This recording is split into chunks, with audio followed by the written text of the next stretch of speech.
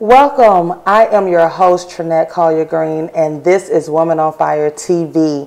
Thank you so much for joining us, where we sit back, we chit-chat with other women who've gone through powerful testimonies and talk about building healthy relationships between self, family, friends, community, and most importantly, God. And today I have with me Miss Marsheila Hall.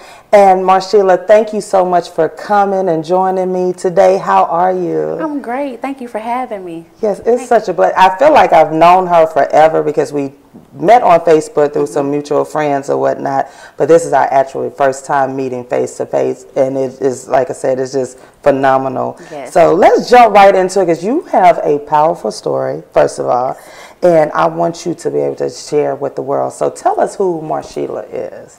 I'm Marsheila Hall. I am the founder of Prolific Purpose Arts Empowerment Center. Who I am, I don't like to really say about the responsibilities that I have, but I am a loving friend and a mighty woman of God. Yes, you are. Yes. Okay, so the art therapy, arts and all of that, tell us more about that. What is that? Okay. Prolific Purpose Arts, I founded that in 2016. I did that because I found as growing up and going through my healing process and the different things that we'll discuss, I found that arts were a way that I could get those expressions out, a way that I could share my feelings not only with myself but with the world. Okay. So it began about 11 years old. I started dabbling in dance. Okay. And I found myself dancing in church. And as I would begin to dance and things like that, I would begin to feel like the hurt and the pain of the emotions that I was going through, from sexual trauma, just rape, molestation, and things like the anger, that I could get that out through music and the words of different songs. Wow. Okay. With, with such a freedom that I didn't have to really hide, or nobody could compress that and tell me, oh, well, you can't make that expression. You can't say that. You can't do that. But my body could do something that my mouth wasn't able to do. Wow. Yeah. So how was that birth? You mentioned rape and molestation. How did, take us back then to that place. In that place, I started having sexual encounters at about the age of 3 years old. I was being molested by a family member. At about the age of 5, that was the last time it happened, in Akron, Ohio, and we moved here to Atlanta, Georgia. Well, I didn't know at that time that I would be moving from one pain to another pain. So it was happening in your hometown, and then you moved here, and it would continue? And it continued. Wow. We moved here with my great-grandfather was the first predator. And we moved here to Atlanta as a family, about 3 caravans of our family members and their children. And we moved here, and I would have never thought that I would move here and continue on. So it began when we moved to Georgia. And we started living with my grandparents for a little while so my mom could get on her feet. And every night my grandfather was coming into my room. It started with the fingers. And then it began to become oral. And then about 11 years old, he started penetrating. So you said it started at 3, and that was a family member. From the age of 3 to 5, that was a family member who was molested. Yes. You. Okay. Did anybody in your family know? I mean, you were 3. Yeah. They did. At that time, as I can recall, I don't think anybody in the family knew what was going on then, but it was a family secret. Because not only, was it happening to me at that time, it had happened before. Really? Yeah. Okay, so other female cousins, and wow. And that is that happens a lot in the families. And like you said, no one wants to talk about it. So how did it get out? How was it discovered? And I hate to say discovered, but who told? Well, actually, I was the one who told at about 15 years old. I had an encounter with my great-grandmother and my mom, and I was being made to get ready to go to the hospital because I was a tomboy, always with boys. And my great-grandmother thought I was having sex. Well, I was having sex with your husband, but I wasn't having sex outside of the home. And those sexual encounters had preluded into me sleeping with my boy cousins. So I've had sex with all of my boy cousins. Really? So at about 15, I was going, into the room, and my cousin, she was the only one who knew. I would make her pinky swear at that age, you know, not to ever tell. Yeah. And that day she ran in and told because I ran out of the room. And she was like, no, Granddad has been messing with her. So your grandfather plus your boy cousins. So you were past. And I'm asking this because, again, this is happening in our families, and especially families of color, because we don't want to say anything. So did the boy cousins know what the grandfather, what your grandfather was doing, or it was just they were doing it on their own as well, or? I've come to find my boy cousins didn't know what my grandfather was doing. There was one of my boy cousins that I was really, really close to. That kind of knew or had an idea of what was going on, but not quite knowing. As far as, you know, with my boy cousins, we were all kids, you know, around the same age. Which I've learned as of this date now, you know, that a lot of families go through that interaction or have been, you know, cousin liking a cousin. But for my family, I think because the spirit of incest was so heavy that it was more than that. The spirit of incest, and that runs rampant. Yes, ma'am. If we don't break that curse, if we don't pray about that and whatnot. Wow. Well, not even just breaking the curse and praying about it. It's really about acknowledging it. And saying, okay, you know what, this is a problem. And it's gone on and nobody has said anything about it. But it's continued because we haven't acknowledged it and said that there's a problem. So you moved from Ohio to here and you said it continued. So take us into that journey. That journey was it was very traumatic for me. I can imagine. It caused me to have an unrealistic expectation of you know, what love really is, because by that age, about 11 or 12, I really loved my grandfather, not like a grandfather, but like a husband, like a boyfriend, like a spouse. So you became comfortable with him? I became very comfortable with him. It came to a point where I would do things to get his attention just so I could ride with him because I knew he was going to ask me to ride. And we would have these rendezvous, you know, around Georgia and different places. Kind of like the mistress sneaking, you know, even at that age with somebody else's husband. I just want to be with him. So you weren't afraid of your grandfather? No, not at that age. So you didn't show any of those signs something was happening? So you were the opposite. The opposite. You wanted to be with him, but not knowing that this is not right because, again, this is an adult. Not knowing that it wasn't right, but also aiming to please. Because I knew, you know, like, okay, if I don't please him, then later on I'm going to be in trouble. Because the sex wasn't like a loving touch. Sometimes there was choking, you know, me being choked. Sometimes there was my hands being placed over my mouth. You know, sometimes, you know, it became so forcible, you know, penetration at 11, 12 years old, it was hurting. So being told to shut up and be quiet, but I love you, or shut up and be quiet, or, you know, my mom and sister are there, I'm going to kill your mom and sister. So from the age of 6 years old, you know, hearing this, it was very traumatic. And you're internalizing this as a child and not able to release it. So you said your grandmother made you go to the doctor. And what happened? We went down to Grady, and the nurse that came in, she knew it was like she had this profound thing because this is what she had been dealing with, and she asked my mom to step out of the room. And she said, something going on with you? You know, after they do the vaginal check and everything. She said, somebody been touching you? And tears began to well in my eyes, and I was like, yeah, but you can't tell my mom because they're going to hurt my mom. And, you know, my mom came back in. The lady never said anything to my mom, but they did send a social worker to the school. And how was that? What was that process? That process was very uncomfortable because I was scared. I wanted my mom, you know, and I didn't want to be taken away from my mom. Even at that age, I understood, you know, at that age that I needed my mom. So going back to the call with my grandmother, my mom turned around and was like, you know, she got on the phone with my grandmother, and I remember her saying, that bastard did that to my baby too. That was my first time ever hearing that this had happened before in the family. Two. Wow. And that struck like an inner scream that I couldn't get out. You know? Right. Yep. So that was the turning point. Okay. Wow. So when you heard of this, like hearing her say that, what was going through your mind? Like what was going through your mind?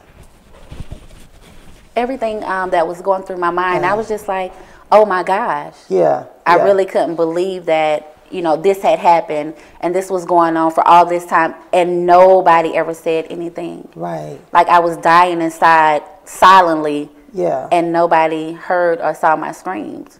It was, you know, I had a lot of anger. So about 15, you know, I would fight. Okay. Like I was the girl, like if you looked at me, I'm not arguing, but if you threaten me, then I'm going to hit you. Right. So I had a lot of anger built up. And, you know, the family was always like, you know, well, Marshella's very smart, straight A student.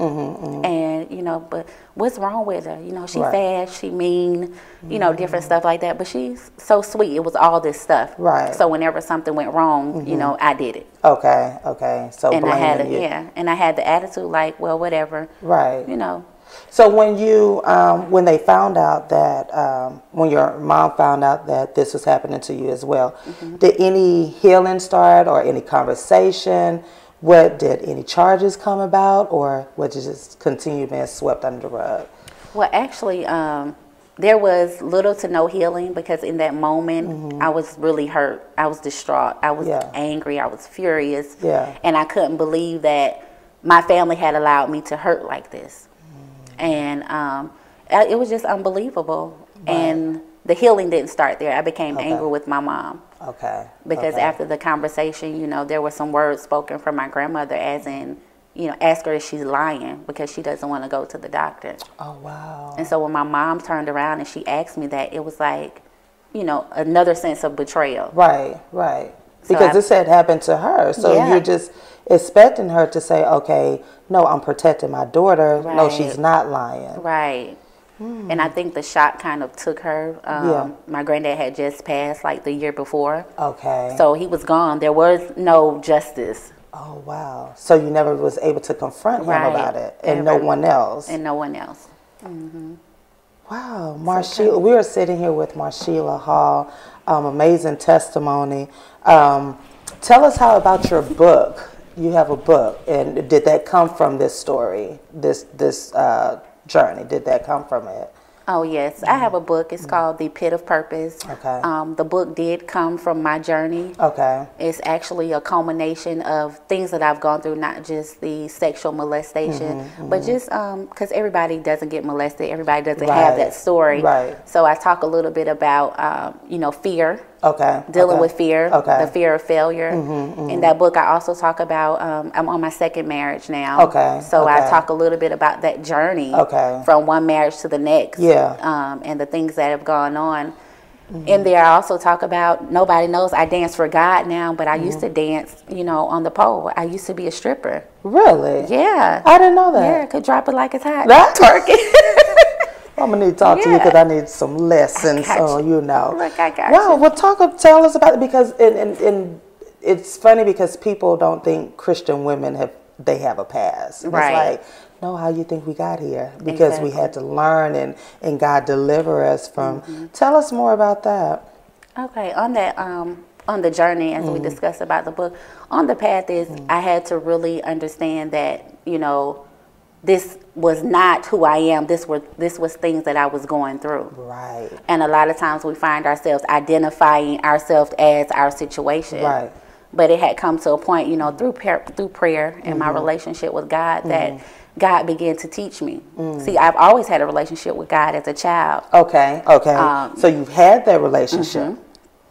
Like most of us do. We start off with God. Right. We know about Him, but life happens. But life happens. Yes. And we allow life to happen to us. Yes. And so I went back to God after my first marriage. Okay. I went back to God and really did some soul searching. Okay. Crying out to God and really just asking Him, you know, like, what is wrong with me? Okay. Gotcha. And coming to find out there was nothing wrong with me, but it was decisions that I was making and the decisions of other people. Okay. So it was like, okay, Marshella, you got to do something. You have, you know, you have 2 daughters, and what are you gonna do? Right, right. So from all of those traumas and everything that happened that we're talking about, I had to make a decision. Okay. Okay. And I had to finally, once in my life, choose Marsheila. Because I had pleased everybody else, you know. I had chosen everybody else. Yeah. And I didn't know how to choose me. Wow. Marsheila Hall. So when you went, was the stripping as a result of what had happened with the molestation and rape? Or was that, like you said, it was just something else that you discovered, or how, you know? She's laughing like, yeah, y'all know we have these stories, y'all know. But really, the stripping came after my first marriage. Really? Went through a lot of trauma in that relationship, and I needed income. Okay. I knew I could dance. Yeah. I knew I was fine. Yeah. You know. Look at I y'all. was fine. Had a good head on my head, but I also knew how to hustle. Okay. Okay. I knew how to hustle. I knew how to get it. Right. And I had started waitressing at first and bartending. And I finally decided, I'm like, okay, you know what, I'm just going to do this. Yeah. And I started dancing. Okay. And you were married? And I was married. Okay, so your ex-husband was fine with this? No, we were married and separated. Okay, Yeah. Gotcha. Marriage on the brink of a disaster. Okay. When we were separated, and I needed to take care of myself and my then daughter. Okay. Yeah. Gotcha. So I started there, but the thing I want to express about that is that's still lust. Yeah. So the trauma and the seed and the fruit of lust was still there. So stripping was easy for me because I didn't mind being naked. I knew how to be naked. I knew how to have control in my nakedness. Okay. And through that, I developed a sense of, I knew that not just the power of the pee, but I knew that I had the power to control it, and I could give it away when I wanted to. I could allow whoever I wanted to see it. So that same sickness and disease of molestation and incest was still there. Really? So did that affect your first marriage? Did they have a lot to do with it? Because I remember sharing, I finally started sharing that I was sexually assaulted. And I didn't acknowledge that during my first marriage. But this time around, I started acknowledging it.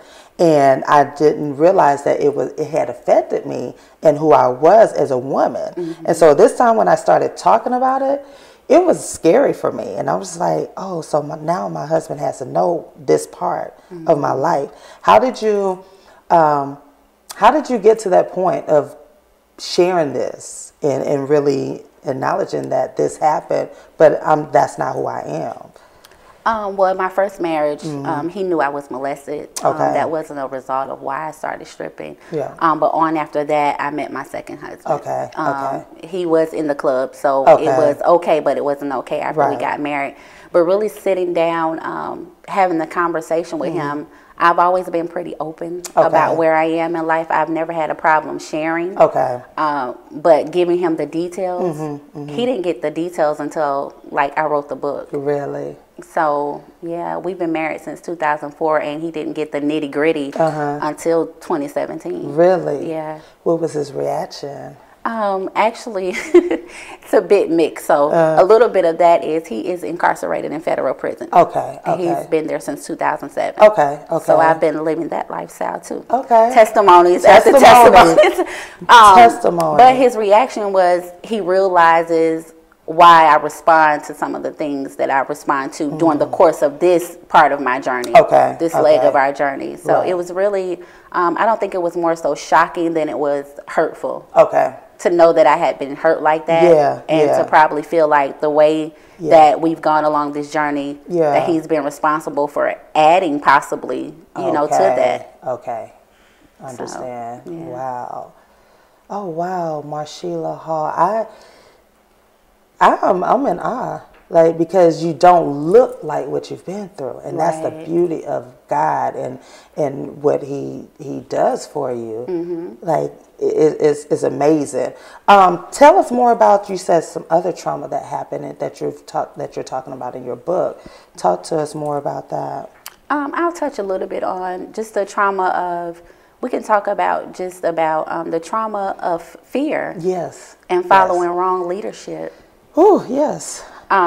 You know, just some of the decisions that I made as a result of fear, not really understanding who I am or why I am. So really being in situations longer than I should have. Okay. Not getting out, not knowing how to ask for help. Okay. When to ask for help. Right. Because you're feeling, because of all the traumas that you've had, I've got to protect me. So everything is a protection situation. Yeah. So I may be in need of this, but if I share this, are they going to believe me? Yeah. Are they going to help? Yeah. So you have the fear of just naturally asking for help. Yeah. Like we're taught to ask for help. And that's something I still struggle with it. Me too. You know, Yeah. it's like not wanting to, because it's like, they already know about me. What else do they, you know? Right. I don't want to keep asking or putting anything out there. So how do you deal with that? You have to, going back to, you have to make a decision. Okay. There are 3 components to that decision. Me, them, and the truth. Okay. And what I understood, that people are going to perceive what they perceive inside themselves about you. Okay. So in actuality, I get to make the choice. And so I made that decision, like, okay, it's Marsheila. They're going to talk anyway. Yeah. They're going to believe what they want to believe. Whatever I give them is going to be something. Yeah. So I'm going to share my truth unapologetically, without fear, without hesitation. Okay. Because I know that the relationship between me and my father is the one that matters the most. Yeah. Yeah. And long as my motives and my intent for sharing or giving or moving in each step is right, then I'm good. Yeah. And we all have a story. We do. And people are in need of what we have. And when God sat me down and said, you're going to write this book, and cry through it and scream through it and heal through it. Okay. How long did it take you to write it? I actually wrote the book in about 2 months. Really? In 2 months. Okay. I sat, I cried, I poured out, but I was ready. I had already made that mental decision that whatever God wanted me to do, I was going to do it. Now, do you talk about, I remember you saying that it wasn't easy for you to share it, especially, you know, about your grandfather and whatnot. How did the family handle that when you wrote Came this? out. Yes, when it came, yes. When it came out, I almost feel like how they kind of say people coming out the closet. Yeah, yeah. Because it's unspoken. Nobody's talked about it. So the family's response, my mom is like backing me 1,000. Okay, good. For one thing, it's almost like I'm telling her story that she never got to tell. Okay. You know? Yeah. So she's backing it 1,000. A couple of my family members, you know, have inbox or text or say, you know, I'm proud of you. Okay. I want you to know that it happened to me too, and I thank you for writing this. And these are people that I looked up to. Right, and had no idea. Had no idea. I've always watched like the different behaviors, but didn't know that was going on. That was part of it. But pretty much the response has been silent. Okay. But well taken. Okay. So it's almost like the elephant in the room, like we know it happened, but I'm not going to admit that happened to me. Yeah. Or, you know, just protecting their children. Yeah. So you have your daughters. How do you, are you in overdrive mode to like for protection, or how has that affected you being a mother, you know, with your own girls, you know? It has affected me until about 2015. I really realized how much power that it still had over me. Okay. My girls have never spent any time with any other members of my family. Okay. I've never allowed them to spend a night. Just protecting them. Yeah. Because at one moment I felt like the whole family had violated me, especially the ones that knew and didn't say. So I always had this thing like my kids couldn't go over family members' houses. Right. And now I realize, like, my cousin and I were talking the other day. I said, you know what? It's so sad that my girls and our children don't have the relationship that we had growing up. Right. You know, they don't know their cousins. They have so no idea. So you have shared this story with your girls? Oh, yes. Okay. I'm very, very open with my girls. Good. Very open about, you know, those talks about this. What's going on with them? Very open, like 2-3 years old. Okay. And we don't talk about those things with our daughters because again we're trying to protect. Right. You know, just thinking about my family, things that happen in there, and nobody wants to discuss it. And it's like, but I think we should because we have new generation of cousins and family members, you know, and we need to discuss these things. You know, it's no more secrets, you know, and I don't know how we can get past that. You know, I just feel like if we could just have a round table discussion. The family reunion. Yeah, the family reunion. Just sit yes. and say, you know, yes, I'm pretty sure we're going to be mad at each other, but we got to get this out on this table. Yeah. You know? Wow, Marsheila Hall. I'm in awe about your testimony because, again, a lot of people don't like to talk about that part of their life. And by you being open about it and, you know, say, hey, yes, this is what happened. Right. But like you said, this is a decision, you know, and so forth. Where do you see yourself next year doing in the future? What do you see yourself doing with your art therapy? With art therapy, I actually see myself going global. But also, for me, global is not just international, but it's my community. Being global is starting in my community because if I can touch one life here, then that life can go abroad and touch lives everywhere else. So that's what that pretty much means to me. I look forward to having my own empowerment center where I can have girls come from around the world and have a safe community for them to be at. Transitional housing, teachers on the property for them to be able to engage, even mothers, you know, that would be like house moms there to take care of them until they're stable. Because my heart issue is really, you know, the kids that are getting out of foster care at 18. They don't know anything about life. They don't have any life skills. And just really grabbing them, nurturing them, and giving them a win in life where they can have an opportunity to stop fighting and just live. You know, really live. Well, I believe totally in your vision. Oh, thank you. I am 100% all for art therapy because I see it every day. You know, the kids just need that outlet, and it's not just an outlet. It's like you said, it's an expression, you know, of life. Tell us how we can connect with Marsheila. Look in that camera and tell the world how we can connect with you. Hi, you guys can connect with me via my social media. I am _Marsheila T Hall on IG, and it's Marsheila Hall on Facebook. Also, you can reach me at prolificpurpose@gmail.com. Well, I truly thank you for being here today because, again, we see people. We, you know, hey girl, how you doing? Until we hear those stories, you know, and you're thinking, my God, this is a woman on fire. You are a woman on fire. Thank you. So I thank you so much for being here. And as always, I thank you all so much for joining us. And you can connect with me at IamTrinetteLCollier.com. On all social media, I am TrinetteLCollier.com. Just I am Trinette L. Collier. Just stay connected, and every day that you wake up, know that it's a new beginning in life, and just learn to live, love, and just laugh. This world is large enough for us to do it. So until next time, thank you so much for joining us, and this is Woman on Fire TV. See you later.